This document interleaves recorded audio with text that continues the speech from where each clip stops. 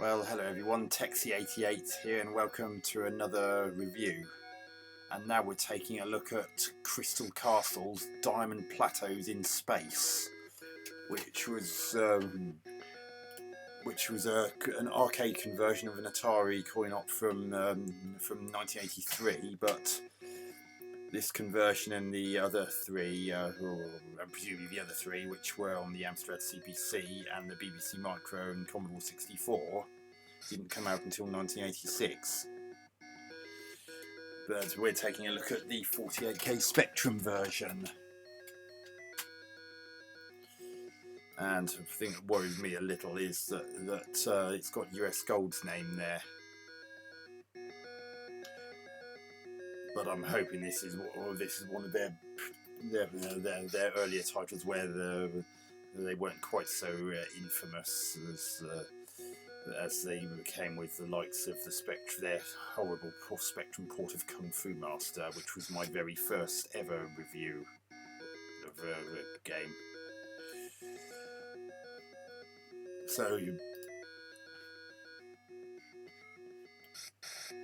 So this uses standard QA, OP and M for up, down, left, right and jump. So let's, and before I press 1 to select keyboard, there's a nice little tune here considering this is the pre-128K days.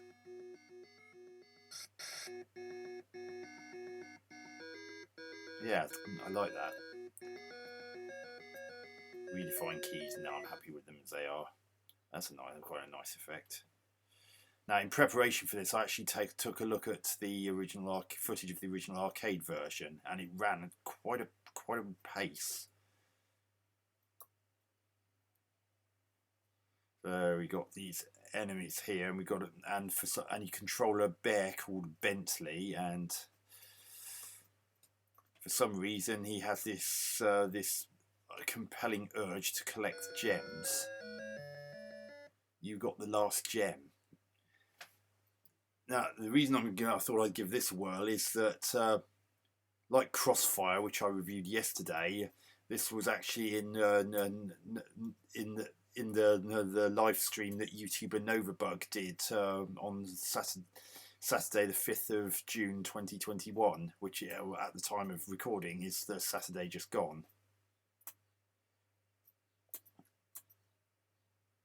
And I can already tell from what's here that that version has Spectrum port written all over it.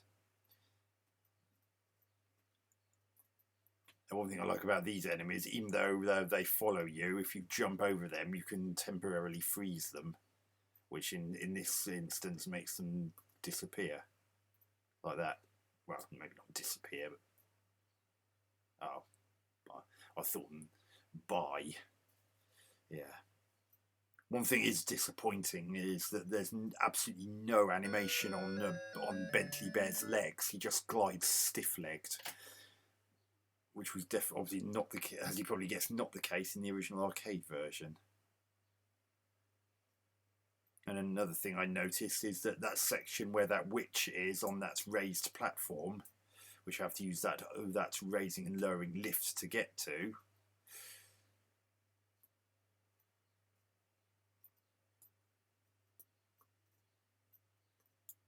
is in the original arcade version it had a hole in it. It doesn't there, so I'm wondering whether that's going to make it very hard to collect all those. And I'm wearing the wizard's hat here now. This is the only way to take on this witch, and it's worn off now, so not that I actually needed it anyway. That magic hat makes you invincible for a short time. It's a bit like the power pills in another game that this sort of resembles. Can't think what. Oh yeah, Pac-Man.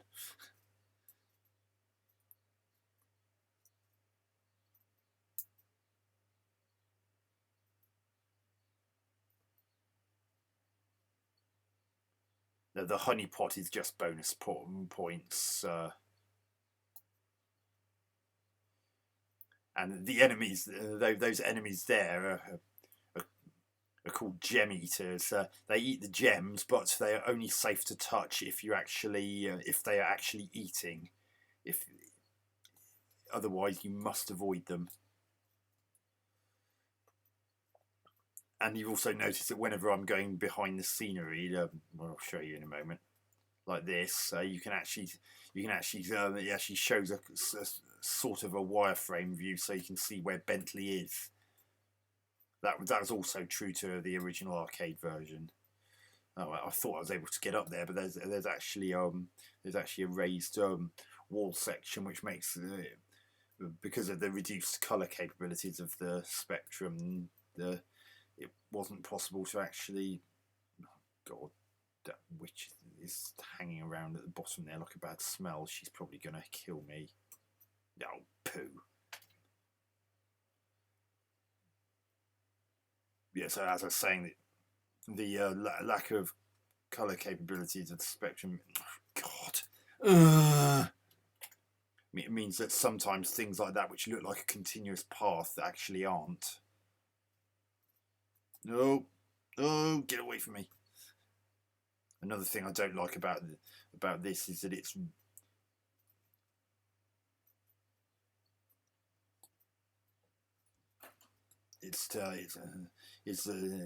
very easy to accidentally zip right past a junction that you wanted to go down when you got something on your tail, like I briefly did a few moments ago. You really don't want that kind of thing happening. So in other words, it's too fast for its own good. Oh, God alive, I'm sure I picked up the hat.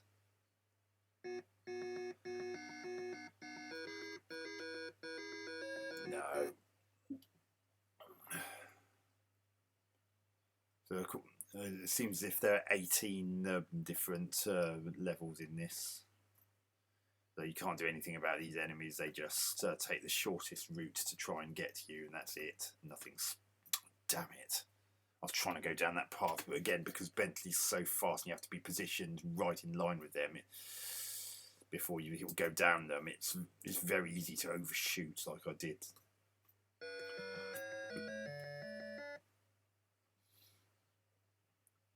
What is interesting is that the Amstrad CPC version I saw Novabug playing, even though it clearly had Spectrum port written all over it, despite some colour changes, the version he was playing actually had some grammatically incorrect wording for whenever you picked up the last gem.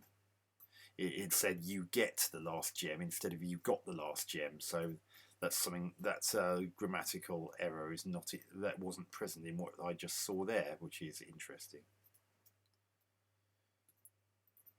God, this bear can jump a long way, can't he?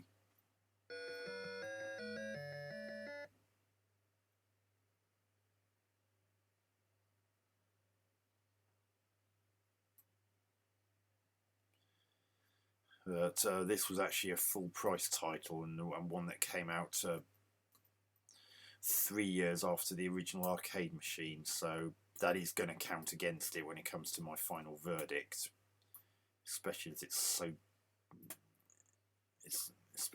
not exactly interesting. Oh damn it, I couldn't get it. As I said, those things you can only get if it's only safe to touch them if they're actually eating pills. If they're not, then you mustn't touch them. Sorry, I missed that. Could you say it again, please? Ignore that. That's just my phone thinking I was trying to ask it something for some reason. I'm not sure I understand. Shut up.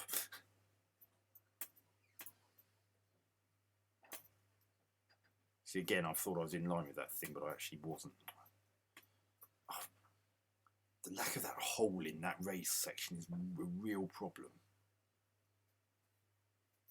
Or at least the hat comes back. Oh God! Get up there. See, as I said, it's so easy to overshoot.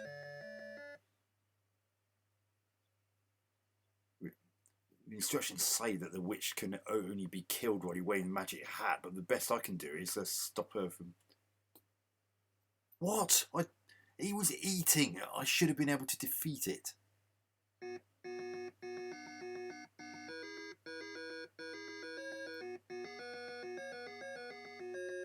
One more go. Can't say I'm really enjoying this.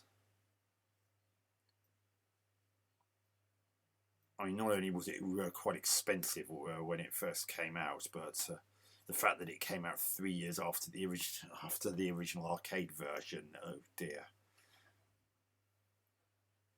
I mean, it goes at fast enough speed, but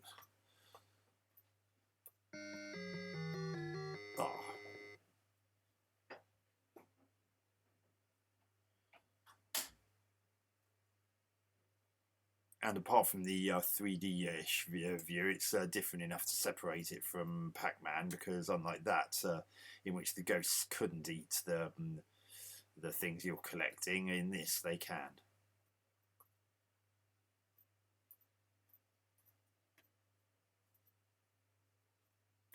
Oh God, I ran past that junction again. Can't get over here. Yeah, Foxton that time. Doom's Dome.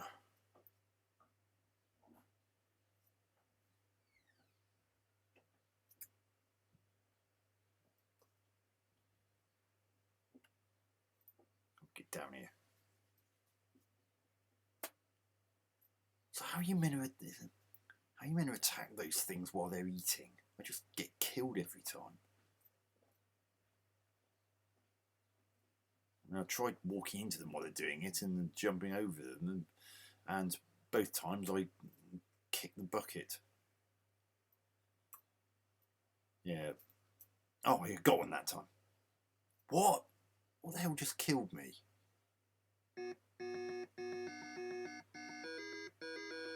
Yeah, I'm not playing that anymore. So that's Crystal Castles for the ZX Spectrum. Yeah, it's pretty average, really. It's not really gonna hold your attention for very long.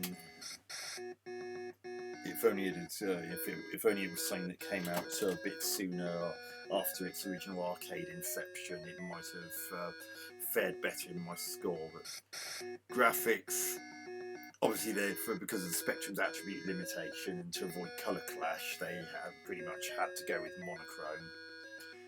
But that comes with it some problems, like I mentioned, where sometimes two things are actually on different levels that you cannot directly access can look like they're paths right next to each other.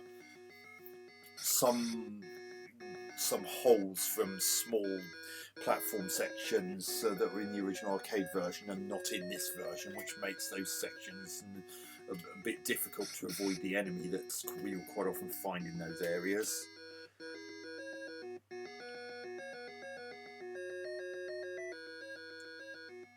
And although you can see where you are when you go behind the scenery, what you can't see is the actual path. So, well, admittedly, you couldn't in the original arcade version either, from what I could make out from the footage I studied prior to recording this, but that wouldn't have helped that original version's cause either. It is also a shame that there's no animation on Bentley Bear's legs.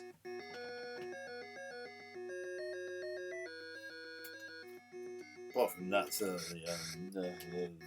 can't really complain too much about the graphics. They're probably as good as they're ever going to get on, given the limitations of the hardware. Sound, well, you got this wonderful tune in the interim, and you got these little ditties here and there when certain things happen, but apart from that, there's no sound in game.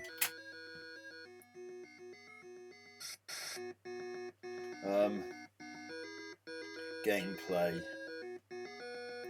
Well, Bentley moves too fast for his own good at times, and it's very easy to accidentally shoot right past a junction you're trying to turn into, which isn't ideal when you've got an enemy after you.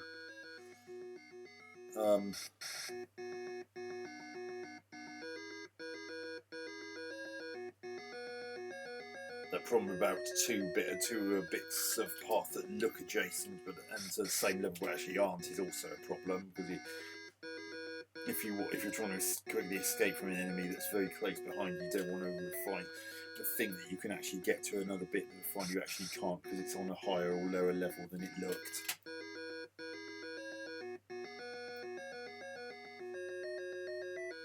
But ultimately, the biggest problem in this game is it gets very repetitive very quickly, even for a game from 1986. But it doesn't really cut the mustard. And from what I can make out, the game cost £8.99 when it was first released on full price in 1986, and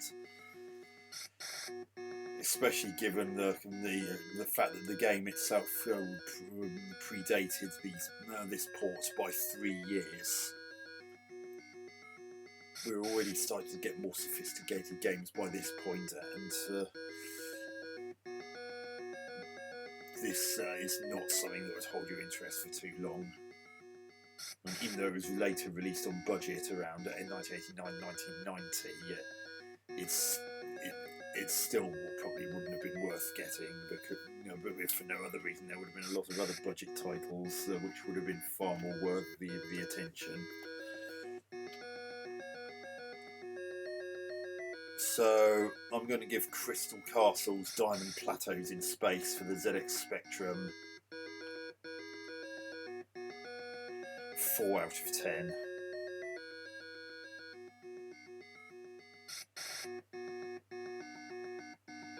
So anyway, I hope you enjoyed that review. Catch you on another video soon. Texie88 out.